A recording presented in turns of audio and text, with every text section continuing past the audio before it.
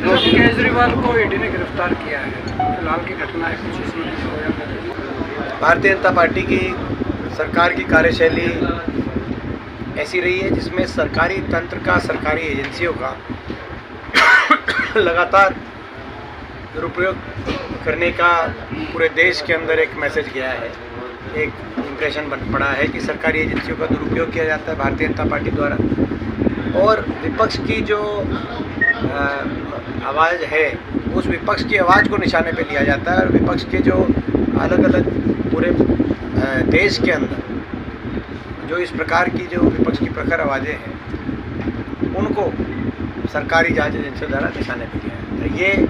कोई आश्चर्यजनक करने वाली बात नहीं है, ये इनकी एक साधारण कार्यशैली का हिस्सा बन गया। लगातार पिछले इतने वर्षों से हम देख रहे हैं, चाहे ईडी द्वारा सोनिया जी का, राहुल जी का, मल्लिकार्जुन खड़गे जी का, उनको समन कर बुलाकर और उनसे इस तरीके से व्यवहार करने की बात रही हो, घंटों तक उनको ईडी ने अपने पास रखने की बात रही हो, चाहे अन्य जो अलग अलग प्रदेशों में अलग अलग विपक्ष के नेता हैं, चाहे वो कांग्रेस हो या दूसरी पार्टियों के अन्य दलों के नेता हो, क्योंकि कांग्रेस की बात नहीं, चाहे वो पश्चिम बंगाल में टीएमसी के नेताओं को निशाने पर लेने की बात हो, बिहार में वो लालू प्रसाद यादव जी, उनके परिवार की बात रही हो, चाहे वो उत्तर प्रदेश के नेताओं की बात रही हो, चाहे झारखंड की बात रही हो, चाहे वो कांग्रेस के अंदर मल्लिकार्जुन खड़गे जी, सोनिया जी, राहुल जी, हरियाणा में चौधरी भूपेंद्र सिंह हुड्डा जी, हर प्रदेश में जो भी विपक्ष में मजबूत कोई आवाज़ डटी रही बीजेपी के खिलाफ, उसको अपने निशाने पे लिया। बड़े आश्चर्यजनक करने वाली ये भी बात है कि जो कई देश में कोई ऐसा कोई नेता जो भाजपा ज्वाइन कर जाता है,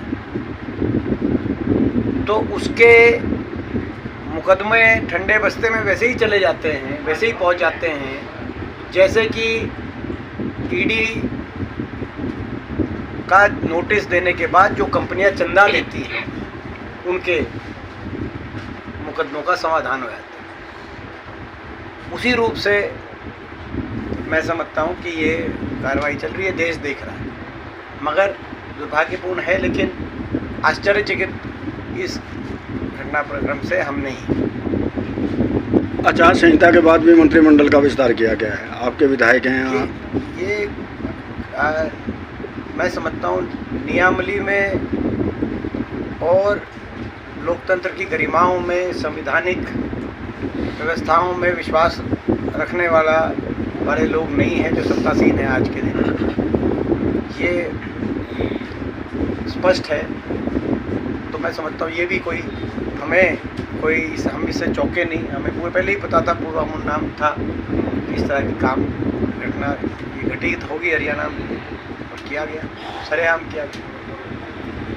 रात के 10 बजे तक आप बाजार में मौजूद हैं, कितना? पिछले 4-5 महीने से पूरे क्षेत्र के अंदर घर घर कांग्रेस का कार्यक्रम चल रहा है, जिसका एक ही उद्देश्य है कि लोगों के बीच में जाकर कांग्रेस का एक सकारात्मक विकल्प हरियाणा के अंदर आज हर वर्ग इस सरकार से दुखी है। आज इस सरकार में अर्थव्यवस्था चौपट, विकास की पटरी से हरियाणा उतर गया, बेरोजगारी में देश में नंबर 1 पहुंच बन गया हरियाणा, यानी कि काम धंधे ठप है, महंगाई ने गरीब आदमी कमर तोड़ दी, गरीब आदमी के लिए कोई योजनाएं सरकार केवल कागजों में फ़ायदा लोगों को हो नहीं रहा, और अपराध दर में हरियाणा देश में नंबर 1, नशे में हरियाणा में देश में नंबर 1, भ्रष्टाचार में आज हरियाणा का नाम इस बीजेपी जेजेपी सरकार, और हर वर्ग नाराज। और ये हम नहीं कह रहे हर वर्ग नाराज, ये बीजेपी मान रही है, तभी मुख्यमंत्री उप मुख्यमंत्री का चेहरा बदला इन्होंने। लेकिन अब ये क्या चेहरा बदलेंगे, अब तो जनता ही सरकार बदलेगी, क्योंकि अब तो समय हो गया, जो इनका समय था, कार्यकाल था, वो तो पूर्ण 2-4 महीने की बात रह गई। अब तो जनता ही सरकार बदलेगी, दुखी है जनता, हरियाणा की जनता बदलाव चाहती है। और हरियाणा की जनता 10 वर्ष का जो स्वर्णिम कार्यकाल चौधरी भूपेंद्र सिंह हुड्डा जी के नेतृत्व में हरियाणा ने देखा, हर सेक्टर में विकास हुआ और प्रदेश में खुशहाली, प्रदेश के अंदर एक खुशहाली का समय था, उस समय को आज हर वर्ग याद कर रहा है। और हरियाणा में बदलाव का मन बना लिया लोगों ने। क्योंकि सब कांग्रेस की गारंटी होती है, कांग्रेस की गारंटी, लेकिन यहाँ पे भाजपा की गारंटी ना होकर मोदी की गारंटी है। इस चीज़ को कैसे देखते हैं? इस चीज़ को हम क्या देखें, तो भाजपा वाले देखें, इस चीज़ को भाजपा वाले देखें। लेकिन ये ज़रूर है कि ये तो उसी तरह का उदाहरण है कि जैसे पोलियो एक बड़ी थी तो वैक्सीन लगी, तो कांग्रेस की भी नहीं थी, तो ऐसा लगा कि भारत सरकार की तरफ से वैक्सीनेशन का ड्राइव हुई और मुफ्त वैक्सीनेशन से पोलियो फ्री